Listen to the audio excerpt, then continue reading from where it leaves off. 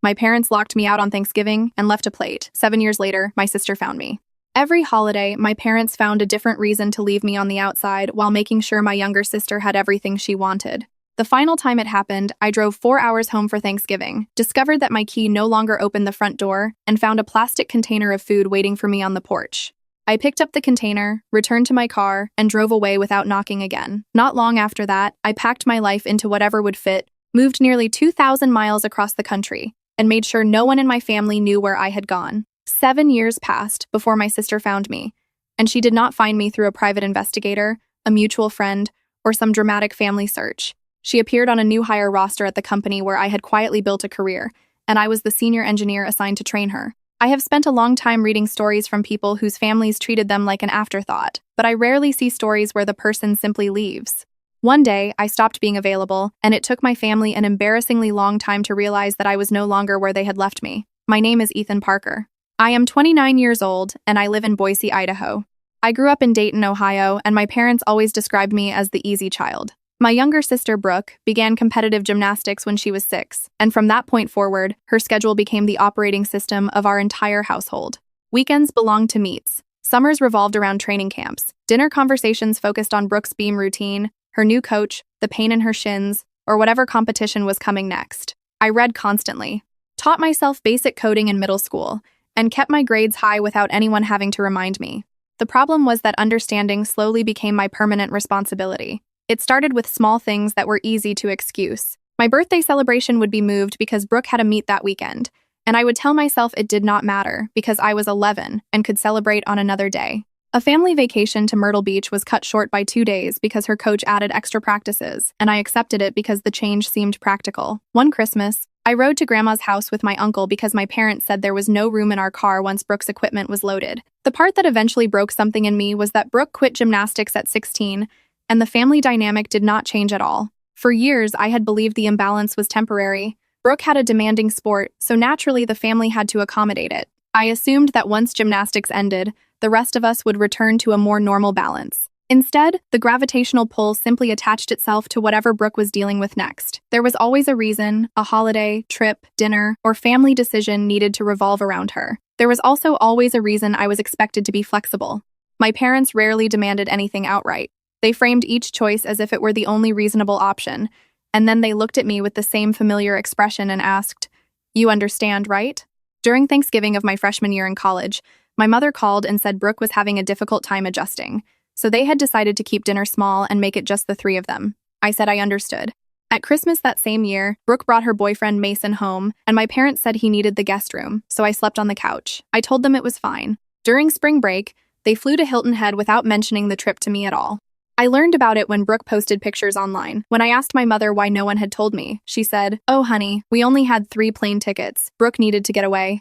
By the time I graduated and started my first real job in Columbus, the pattern was impossible to deny, but I was still trying to work around it. I was 22 when I requested Thanksgiving off 2 months in advance. I told my mother exactly when I was coming, and she sounded pleased. She said she was making her cornbread stuffing and talked about dinner as if my place at the table were certain. On Thanksgiving Day, I drove 4 hours from Columbus to Dayton. I pulled into the driveway around 2 in the afternoon, walked to the front door, and found it locked. That was not unusual by itself, but when I tried my key, it would not turn. My parents had changed the locks over the summer, and no one had remembered to tell me or give me a new key.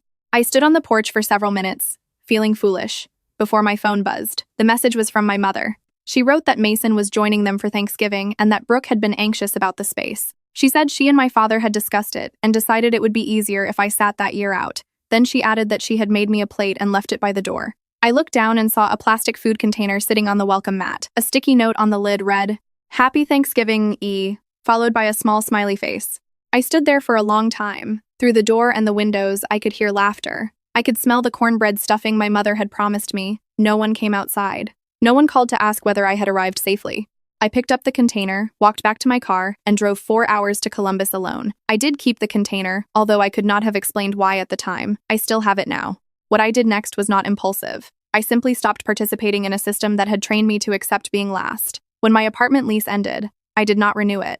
I had my mail forwarded to a post office box, changed my phone number, and reorganized the small number of personal accounts that could be used to locate me. I was already working remotely for a technology company based in Seattle, so my job could move with me. I chose Boise because it was affordable, because the city and the surrounding landscape appealed to me, and because nobody I knew had any meaningful connection to Idaho.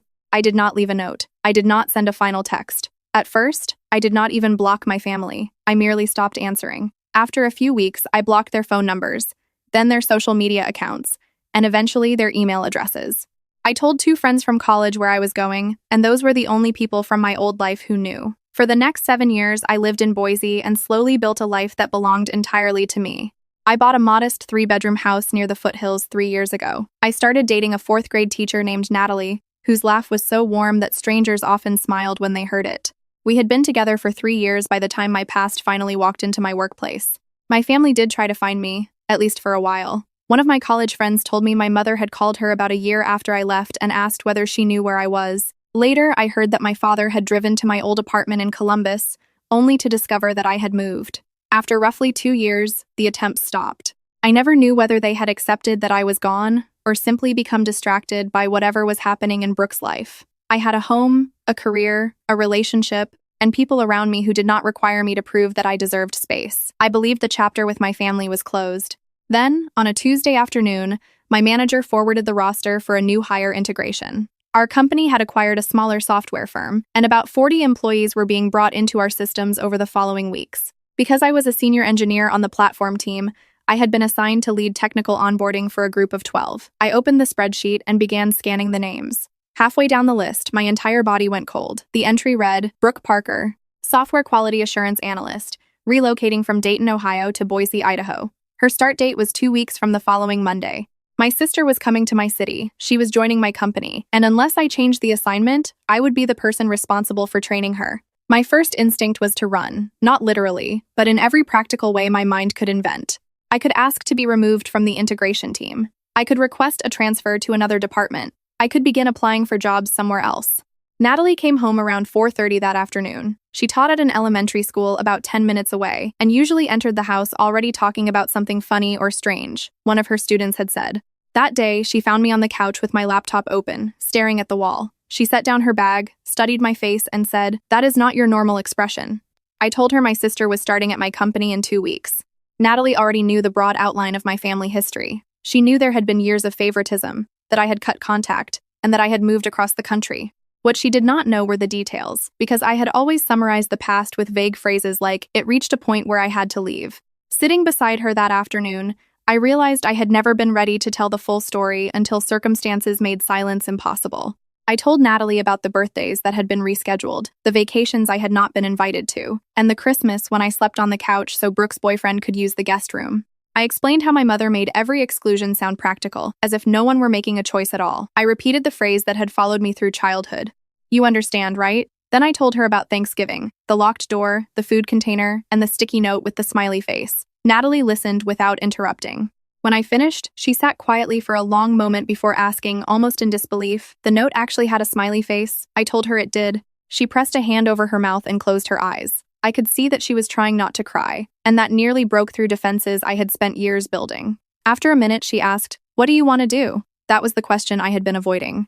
I saw 3 possible choices. The first was to recuse myself from onboarding. I could tell my manager that I had a personal connection to one of the new employees and request reassignment. The second option was to quit, which was dramatic, unnecessary, and exactly the kind of flight response my therapist had helped me recognize during the 2 years I attended therapy after moving to Boise. The third option was to do my job. I chose the third option. I would show up, lead onboarding, and remain professional. If Brooke recognized me, I would deal with it when it happened. If she did not recognize me, that would reveal something of its own. I rehearsed imaginary conversations while driving, showering, and trying to sleep. I wondered what she would say, what I would say, and whether she would even know me after 7 years. The last version of me Brooke had seen was a 22-year-old in cargo shorts, driving an old Civic. Natalie did not try to solve the situation for me. She kept asking careful questions, and the most useful one was, "What outcome would make you feel okay?" She asked what I needed in order to remain steady. I thought about that for days. Eventually, I understood that I wanted to face Brooke as the man I had become, not as the neglected son who had left Ohio. I did not need to punish her, impress her, or force her to understand. I needed to stay in my own life without surrendering it simply because she had entered the room. The Monday of her first week arrived. I put on a button-down shirt, poured coffee into a travel mug, and drove to the office. The new hires were gathering in a large conference room on the second floor for their morning orientation. My technical session was scheduled for the afternoon, but I volunteered to assist with the welcome meeting because I wanted to stop waiting for the encounter. I was near the projector, connecting an HDMI cable, when the group began filing in. I heard introductions, chairs scraping, nervous conversation, and all the usual sounds of new employees trying to appear relaxed. Then I heard Brooke laugh. I would have recognized that laugh anywhere. It rose brightly at the end, almost musical, as if it had been designed to draw people toward her. As a child, I had found it charming. Later, I began to hear the performance in it, the way Brooke seemed to understand that people responded warmly when she laughed like that. I looked up and saw her about 15 feet away, talking to another new hire while holding a coffee cup in both hands. Her hair was shorter than I remembered, cut near her shoulders, and she wore a professional blazer that made her look composed and approachable. She looked like an adult, which should not have surprised me because she was 27, but in my memory she had remained 20 and oblivious. I returned my attention to the projector, tested the slides, and felt an unexpected calm settle over me. The orientation leader asked everyone to sit. I moved to the side wall with several other senior staff members who were there to observe and answer questions. Brooke chose a seat in the second row and looked down at her phone. A few minutes later, the orientation leader began introducing the department leads. When she said, "And this is Ethan Parker, senior engineer on our platform team. Ethan will be leading your technical onboarding this afternoon," Brooke slowly lifted her head. Her eyes found me, and I watched recognition unfold across her face. First came confusion, then certainty, then something I had not expected at all, fear. Her expression went blank, as if her mind had refused to process what it was seeing. I gave a small wave to the room and said, "I'm looking forward to working with all of you."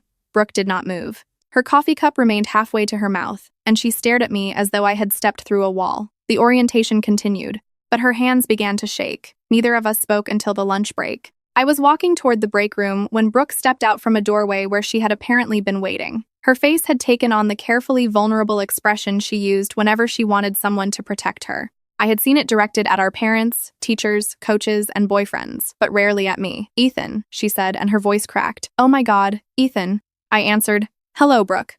She looked at me as if the hallway itself had shifted. "You're here. You've been here?"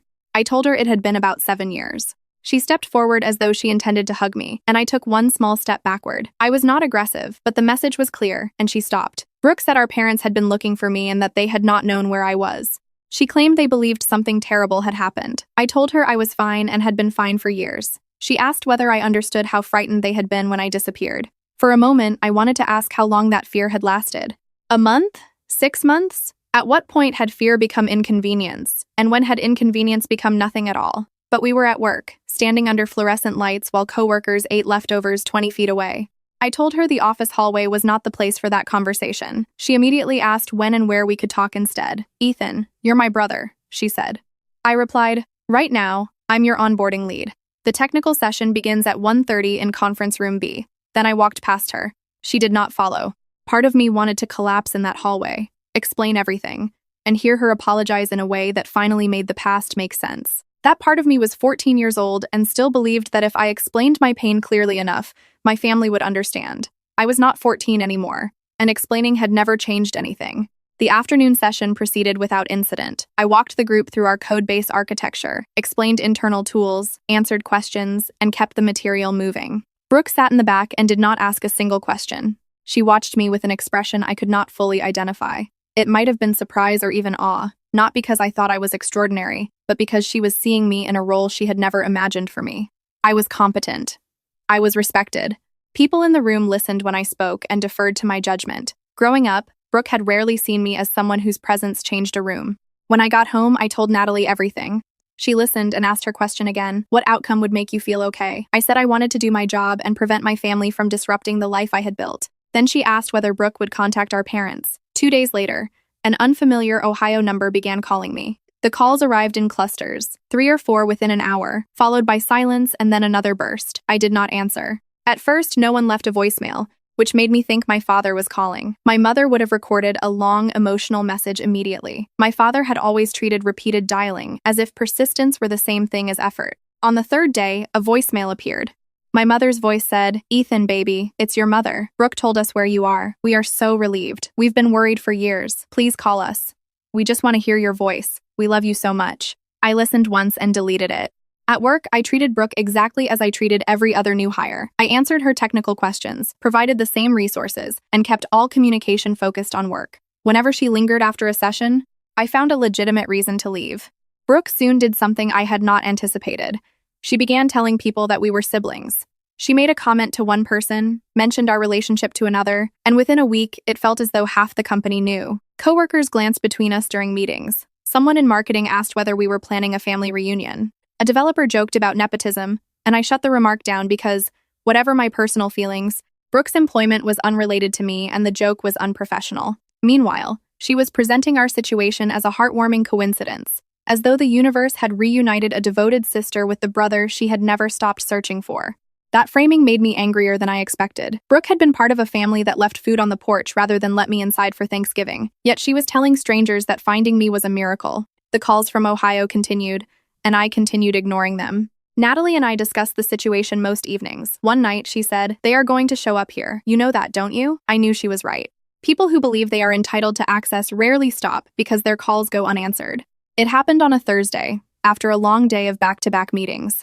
I reached my house around 5:15 and noticed a silver Hyundai parked on the street with Ohio plates. I stayed in my truck for a moment with the engine running and watched two figures move in the front seats. Then my parents got out. My father looked older than the man I remembered. My mother looked almost unchanged, wearing the same kind of cardigan she had worn for most of my life and clutching her purse against her chest. I turned off the engine and stepped out. My mother moved toward me and said my name with visible relief. I asked how they had found my address. She admitted that Brooke had searched for me in the company directory because she was trying to help. Of course she had.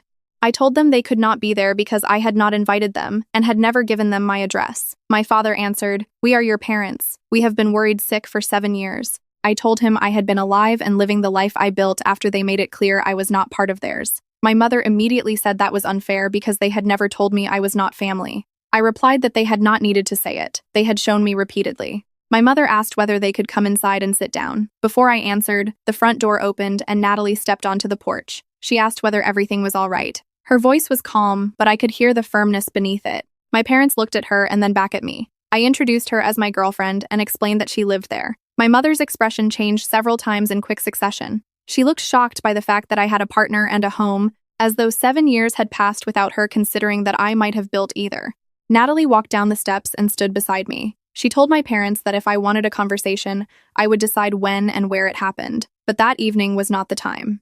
My father's face reddened, and he said, "With all due respect, this is a family matter." Natalie answered, "Then Ethan can handle it as family. Right now you are standing in our driveway without an invitation, so I am handling it as a homeowner." I looked at her, then at my parents, and told them she was right. They needed to leave. If I decided to speak with them, I would contact them. My mother began crying. My father placed a hand on her back and guided her toward the car. He did not look at me while opening her door. Before getting into the driver's seat, he turned and said they were staying at the Hampton Inn off Eagle Road, in room 214, in case I changed my mind. Then they drove away. Natalie remained beside me without speaking. Finally, she asked, "Tacos?" I said yes, and we went inside. I barely slept that night. Natalie fell asleep around 11, but I remained awake, replaying the scene.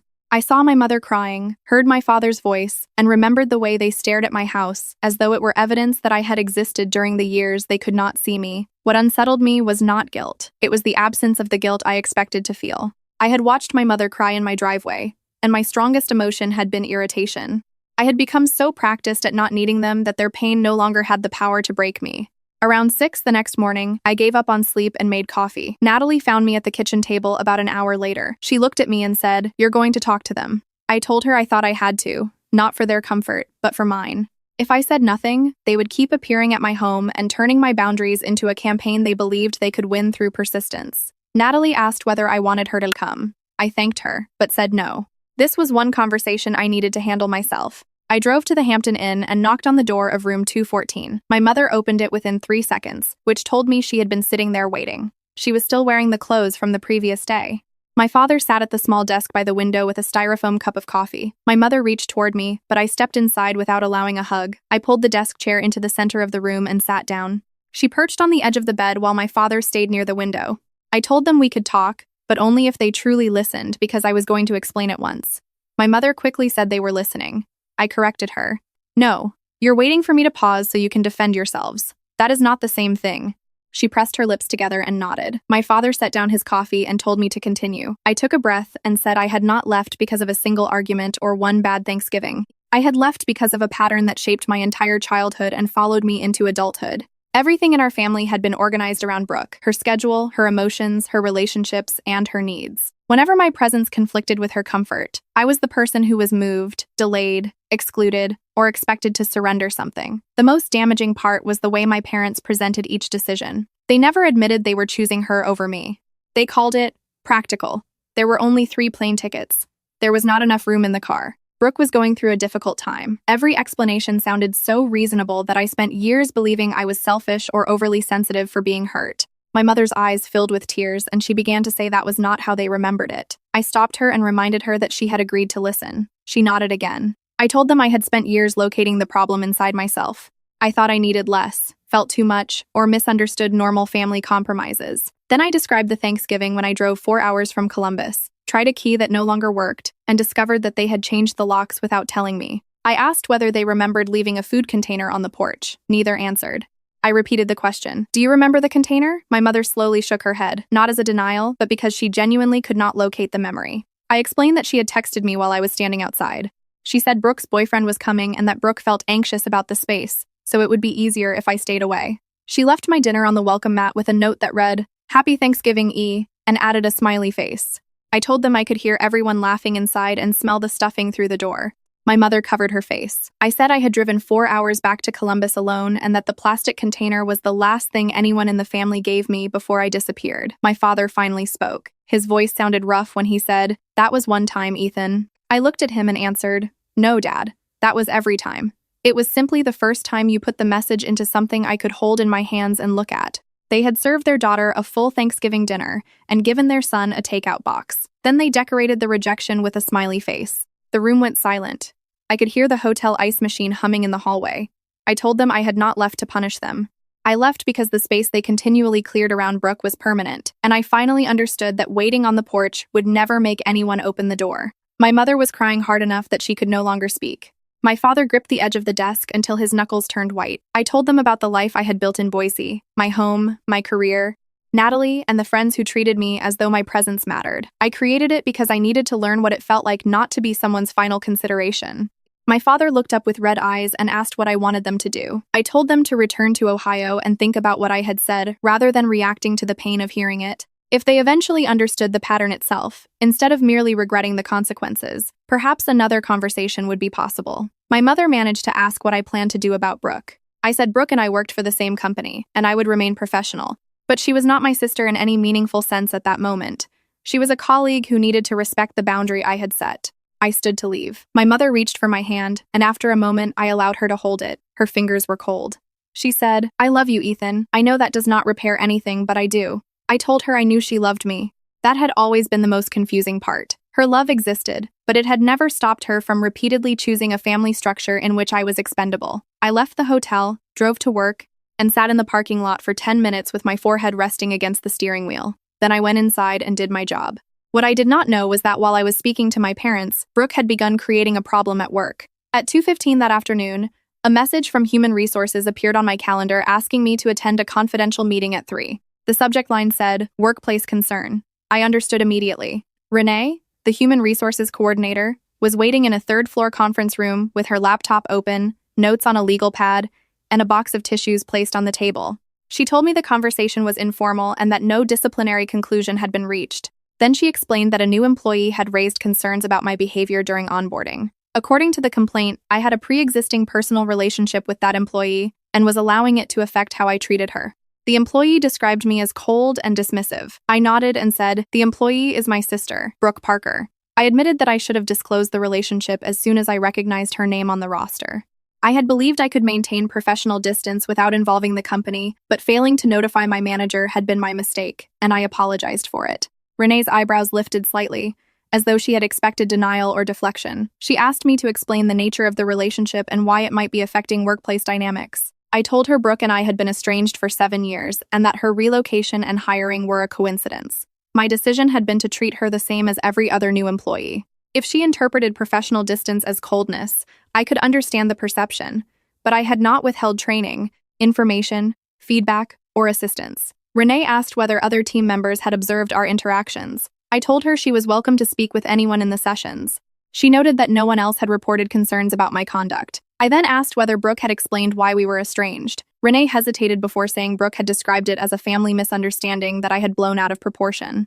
I let the phrase sit between us. A family misunderstanding had lasted 7 years and stretched nearly 2,000 miles. It had begun, at least in its final form, with a locked door and a plastic container on a porch. I requested that Brooke be reassigned to another onboarding lead, not because I believed I had acted improperly, but because the personal history was clearly interfering with her ability to experience ordinary supervision as neutral. Renee agreed that reassignment was reasonable and said she would coordinate with my manager.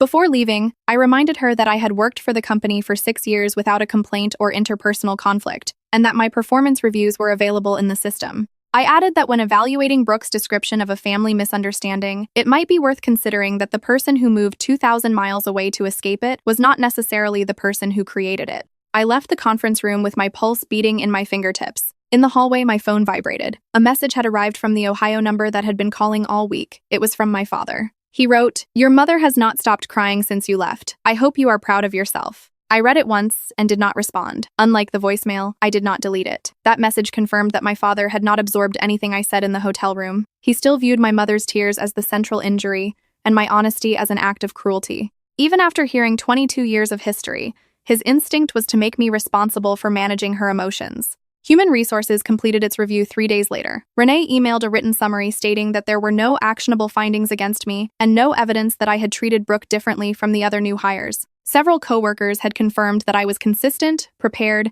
and professional throughout the sessions. Brooke received formal counseling about the appropriate use of the workplace complaint process and was transferred to a separate onboarding track led by another senior engineer named Monica. Monica was kind, experienced, and not someone who tolerated attempts to turn personal discomfort into a management problem. I was not given the private details of Brooke's counseling, nor should I have been, but her behavior changed immediately. She stopped introducing our relationship as an uplifting reunion. She no longer lingered near my desk or tried to intercept me after meetings. She began eating lunch alone at her workspace, rather than in the break room where I often sat with colleagues. For roughly a week, I thought the situation might settle into the professional distance I had requested. Then, one Wednesday evening, she waited for me in the parking garage. I was walking toward my truck with my keys in hand, thinking about whether Natalie and I should try a new Thai restaurant on Fairview, when I saw Brooke leaning against the concrete pillar beside my parking space. Her eyes were swollen, and she looked as though she had been crying. She said, "We need to talk, not as coworkers, but as brother and sister." I stopped several feet away and reminded her that I had been clear about my boundaries. She admitted that going to Human Resources had been wrong and apologized, but then said I refused to speak with her or our parents and that she felt as though she were losing her mind trying to understand what she had done. I repeated her last words. "What you did?" Brooke answered that I was the person who disappeared, leaving everyone unsure whether I was alive. She said our mother cried through every holiday for 2 years. I asked, "Which holidays?" Brooke looked confused. I clarified, "The holidays I was invited to, or the holidays when all of you were together without me?" The question landed. Her mouth opened, but she had no immediate answer. I asked whether anyone had ever explained why I left. Brooke said our mother told her I had suffered some kind of breakdown, needed space, and would return when I was ready. Hearing that version made the family logic painfully clear. They had not excluded me until I could no longer tolerate it. I had experienced a breakdown. The problem was safely located inside the son who had always been described as easy, independent, and overly understanding. I told Brooke I had not broken down. I had made a decision. She asked why. Part of me did not want to answer because explaining the past gave her another opportunity to minimize it. At the same time, I began to suspect she truly did not know what happened. Our parents had controlled the story by presenting each exclusion to her in the same practical language they used with me. I asked whether she remembered Thanksgiving when I was 22. She asked which Thanksgiving. I reminded her it was the first year Mason joined them and the year the locks had been changed. Brooke frowned and said our mother had told her I could not come because I had to work. I said I was on the porch, Brooke. I drove 4 hours from Columbus. My key did not work. Mom texted me that there was not enough space because Mason was taking my place, and she left my dinner on the mat. Brooke shook her head and said that could not be true. I repeated every concrete detail: the locked door, the message, the container, the note, and the laughter I heard from inside. She put a plate outside for me like I was a stray animal, I said. Then all of you ate Thanksgiving dinner while I drove back alone. Brooke stared at me. I continued because the container had never been the entire story. Before that Thanksgiving, I slept on the couch so Mason could use the guest room. Before that, my parents went to Hilton Head and allowed me to discover the trip through pictures online. Before that, birthdays and family plans were repeatedly moved because something in Brooke's life took priority. Every time there was a choice between her comfort and my presence, our parents chose her. It happened so reliably that she had grown up believing my absence was normal. Brooke began crying and said she had never asked them to do those things. I told her I knew. She had not designed the family system. She had benefited from it. That difference mattered, but it did not erase the damage. She also had not noticed. At some point, failing to notice a sibling repeatedly disappearing from family events becomes a kind of choice, even when it is not a conscious one. Her crying changed then. It was no longer the controlled expression I remembered from childhood. Her face twisted, her breathing became uneven, and she looked genuinely devastated. She said, "I did not know you were outside. I swear I did not know." I believed her, and admitting that complicated my anger. Brooke was not the architect of what happened to me. She was the favored child who accepted the version of events our parents handed her because it cost her nothing to believe it. She asked how she could fix the relationship. I told her I did not know whether it could be fixed, at least not then, and possibly not ever. I had spent 7 years constructing a life where I did not need to compete for a seat at anyone's table, and I would not abandon that safety simply because she was finally able to see what had happened. Brooke asked whether we were going to remain strangers. I said we were colleagues and that, for the moment, professional courtesy was all I could offer. She wiped her face with her sleeve and suddenly looked much younger than 27. For a second, I saw the little sister whose math homework I once helped with, back when the imbalance still seemed small enough to excuse. She said she was sorry and acknowledged that I might not believe her. I told her I believed she felt sorry, but I did not yet know what she was sorry for. There is a difference between regretting that a situation is painful and understanding the choices that caused the pain. Brooke nodded, turned away, and left the garage. That conversation happened about 4 months ago. 6 weeks later, Brooke transferred to the company's Portland office. On her final day in Boise, she stopped at my desk, said goodbye, and asked whether she could hug me. I allowed it. The hug was brief and stiff, and her shampoo smelled exactly as it had when we were teenagers. We do not call or text. She sent me a connection request on LinkedIn, and I accepted it. My parents returned to Ohio the day after I met them at the hotel. My father's message blaming me for my mother's tears was the final thing he said. For about a month, I heard nothing from either of them. Then, in November, a handwritten letter arrived in an envelope with my mother's familiar writing across the front. It was 3 pages long. My mother wrote that after returning home, she went through the kitchen cabinets looking for it, even though she knew I had taken it 7 years earlier. She found the shelf where the matching set had once been stored and saw a gap where one container was missing. She sat on the kitchen floor and cried because the empty space had existed for 7 years and she had never noticed it. She apologized without asking me to comfort her. She said she had begun seeing a therapist and was trying to persuade my father to do the same, although he remained resistant. She only wanted me to know that she had finally heard what I told them and understood that leaving that container on the porch was the worst thing she had ever done as a mother. I read the letter twice and placed it in a drawer. I have not answered. I do not know whether I ever will. I started therapy again after my family reappeared, and my therapist told me that withholding a response does not make me cruel. It means I am finally putting myself first, and the discomfort I feel is the residue of 22 years spent learning that everyone else's needs should come before mine. An apology can be meaningful without automatically earning access. My mother may be beginning to understand, but her progress does not create an obligation for me to move faster than I am ready to move. Natalie and I are doing well. One evening, she told me she was proud of me. When I asked why, she said, "Because you are not pretending it did not matter, and you are not pretending it matters more than it does." I did not want my family's treatment to control the rest of my life, but freedom did not require me to deny the damage. I could acknowledge what happened, set boundaries around it, and still choose a future that was not organized around their regret. I plan to marry Natalie someday. The old food container sits on the top shelf of our kitchen cabinet behind the mixing bowls. Natalie once asked why I had kept it through multiple moves and nearly 2,000 miles. At the time, I said I was not sure. Now I think I understand. It is not evidence that my family treated me badly. I do not need an object to prove my own memories. It is evidence that I survived the moment when the truth became impossible to ignore. I picked that container up from a porch in Ohio and carried it into a life where leaving a plate outside for someone you love would be unthinkable. It now sits in a kitchen I own, in a house where Natalie and I make room for each other without keeping score. The front door opens for the people we invite into our lives. No one has to listen through the wall while everyone else eats. No one is expected to call exclusion a practical decision. The container reminds me where I began, but it no longer defines where I am. For 7 years, I did not tell this story because leaving had felt easier than explaining. Now I understand that walking away was not the end of my life. It was the first decision I made without asking whether everyone else would be comfortable with it. If any part of this sounds familiar, and you are still standing outside a door that people keep promising to open someday, remember that you are allowed to stop waiting. The life you build after you leave can be far larger than the space they refuse to make for you. I know because every time I see that container tucked behind the mixing bowls, I can measure the distance between the porch where I was abandoned and the home where there is finally room for me.